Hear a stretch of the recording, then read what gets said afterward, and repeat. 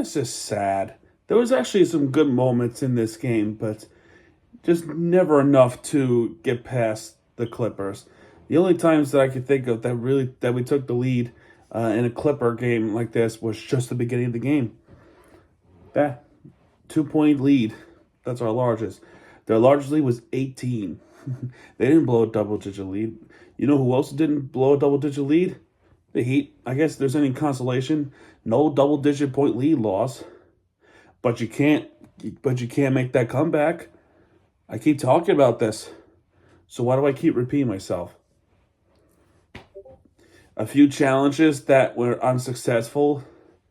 Two of them were against, actually, both of them were against each other.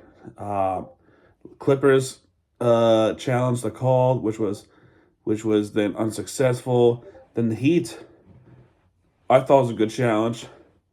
Wiggins foul didn't even hit Harden, but they still called the foul just because it's LA, and LA always gets the bias and always gets all the calls. That was a clean block, by the way. But hey, it's all good. It's all good because the Heat once again fall and lose again.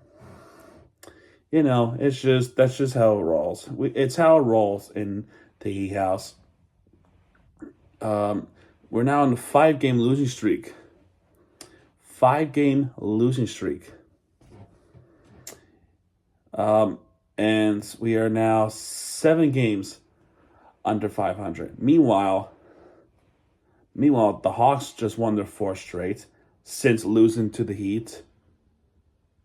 The Magic, actually, I don't know what the Magic's doing. Let me double check. They didn't even play today. Did they? No, they did not.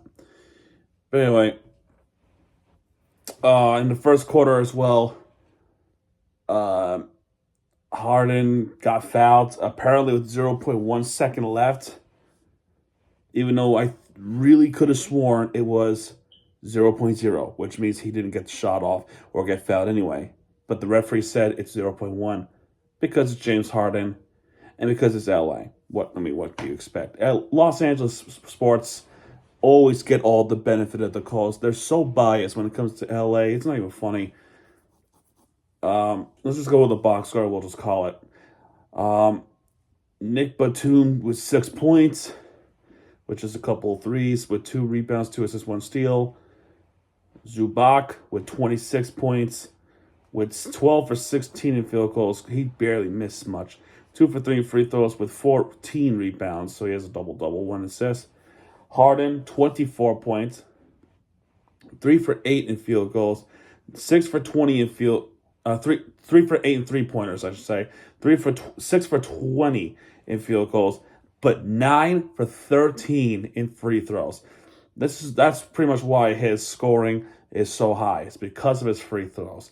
And a couple of chances that with James Harden, which includes the first, that 0.1 phantom call.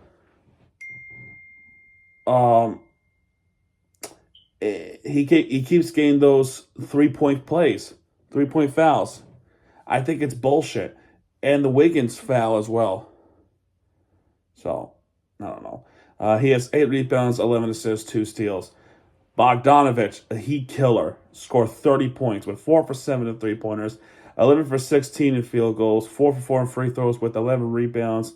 10 of them came from the double defensive rebounds and 4 assists. And Chris Dunn with 4 points, with two field goals. Coffee with 13 points off the bench, but 3 for 4 in 3-pointers, 5 for 7 in field goals with 2 rebounds and 1 assist. And yeah, that's pretty much it. There is a player that I should point out who played a little, like 7 minutes. 7 minutes into this game. Jordan Miller. I remember who Jordan Miller is. The question is, do some of you know who Jordan Miller is? Jordan Miller, I talked about him in previous years because he was one of the players who was teammates with Nigel Pack,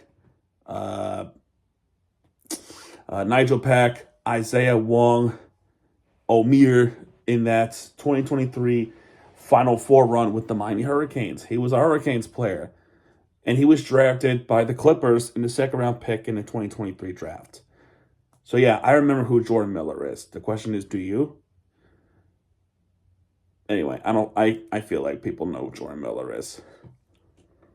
And then the Miami Heat box score. Andrew Wiggins played good. He played good game. He played 36 minutes, 22 points he has scored with 2 for 7 and 3-pointers, 9 for 17 in field goals, 2 for 5 free throws, which the free throws they please work on, with 3 rebounds, 5 assists, and 3 blocks. Was blocking shots. Bam did not have a good game offensively. 6 points for him with 2 for 7 in field goals, 2 for 2 free throws with 7 rebounds, 7 assists, 5 steals. Kel'el Ware, 4 points with 2 field goals. He played 18 minutes in this game. 7 rebounds, 2 assists. Davion Mitchell, 6 points as well. 1 3-pointer, 1 more in the paint, 1 free throw with 2 steals. Tyler Hero was the only one that really carried the team besides, Wiggins. Because Tyler Hero scored 31 points in this game. 2 for 7 in 3-pointers, 13 for 23 in field goals, 3 for 3 in free throws, including a technical free throw. It's really just a defensive 3 seconds, so nothing to talk about there. 6 rebounds, 7 assists, and 2 steals. Off the bench, you got Duncan Robinson with 15 points, with 5 3-pointers, 1 rebound and 1 steal. And Pelle Larsson with 10 points, with 2 for 5 3-pointers, 1 more in the paint, 2 for 2 free throws with 1 assist and 3 steals. The good and bad, as much as the game was a headache, there were definitely some good moments. I think the best moment of all was to happen in the second quarter. In the second quarter, Pelle Larsson made that dive and made that effort to get that basketball, and he was able to make. He tried to pass it off to, I think it was Robinson, but Robinson just wasn't aware. And you got a bunch of Clippers players. I think Zubac was one of them to try to get.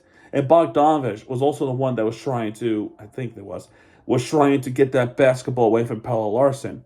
And then eventually Pelle Larsson was able to find Terry, and Terry was able to finish that 3-pointer off. It was kind of a cool play. It was really cool. That 1 3-pointer that Terry had was the effort from Pelle Larsson. So that's pretty cool. That was a pretty cool play by Pelle Larsson. It's not bad. Since then, Clippers stayed ahead. And there's nothing really to talk about. I mean, the Heat scoring was their scoring was there. The rebounding was not. 45 for 29 for the Clippers.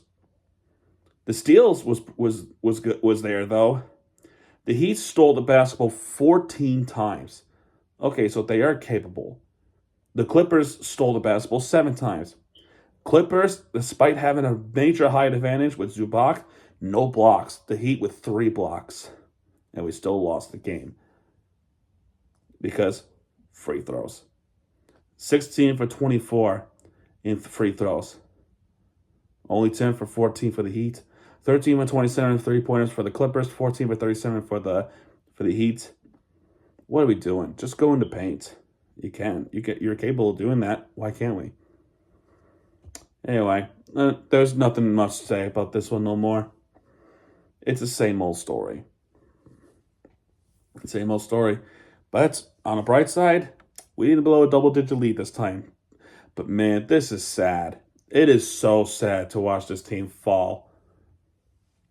And the next game actually, great. It's against the Celtics, who is 47-19. They just lost to the OKC Thunder, so they're going to play absolutely angry on Friday against the Miami Heat. That's going to be on NBA TV too. Followed up with the back-to-back is the Memphis Grizzlies. What's your prediction? What's your prediction in this one? Then again, you play against the Knicks. That's going to be on national television. You play against Detroit, Houston, Charlotte, who we lost to somehow, some way, the Warriors, and the Hawks, and go on a road against the Sixers and the Wizards. I don't know what to say no more, man. This team is just. Anyway, I'm gonna go. I'm gonna go to bed, and I'll see you guys tomorrow. Good night.